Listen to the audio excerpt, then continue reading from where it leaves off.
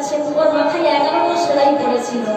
চৈত্র মাসের 16 তারিখে অ্যাক্সিডেন্ট হয়েছিল, চৈত্র মাসের 31 তারিখে সেলাই কেটেছে। 1 তারিখ থেকে আবার আমরা মহাপ্রভুর হরিনাম সংকীর্তন প্রচার করতে বেরিয়ে পড়েছি। আমার হাজবেন্ডের হাতও ভেঙে গিয়েছে, আমার স্বামীর হাতও এখানে কবজির কাছে ভেঙে গিয়েছে। পরশুদিন প্লাস্টার কেটেছে। আর ওনার অপারেশন করতে হয়নি। আমার শ্বশুরমশাই বলতে আমার শ্বশুরমশাই পরের ভাই, উনিও আমার পিতার মতন, শ্বশুরমশাই বটে, নিজের মেয়ের মতনই ভালোবাসেন, যিনি বাজাচ্ছেন। আর ওনার বুকে প্রচন্ড আঘাত লেগেছে, বাম দিকের পাঁজরের হাড় একটু চিন ধরেছে, ওখানে তো প্লাস্টার হবে না, ওষুধ খাচ্ছে। আর মুখের এখানে এখনো রক্ত জমে আছে, ওষুধ খাচ্ছে। আর আমার এই যে মামারও মুখে প্রচন্ড আঘাত লেগেছে। আর আমার বাম দিকে যিনি শ্রীফল বাজাচ্ছিলেন, এই দাদা আমার সঙ্গে ছিলেন না, তিনি অন্য দলে থাকতেন।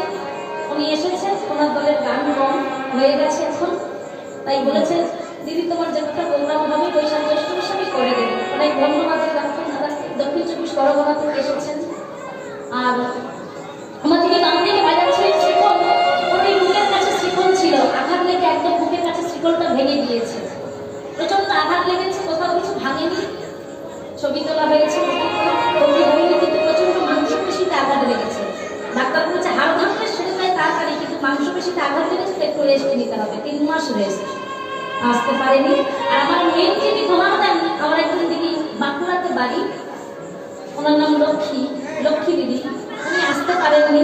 ওনার ডান দিকে পা ভেঙে গিয়েছে, ওনারও অপারেশন করতে হয়েছে, ওনারও 3 মাস রেস্ট। আশীর্বাদ করবেন, ভগবানের কাছে প্রার্থনা করবেন যেন সবাই তাড়াতাড়ি সুস্থ হয়ে যেতে পারি। আর এটাই হয়তো আমার ভাগ্য ছিল, আমার এই বাবার সম্মান আমি দান পাইব মহাপ্রভুর সামনে, এটাই হয়তো ভাগ্য ছিল।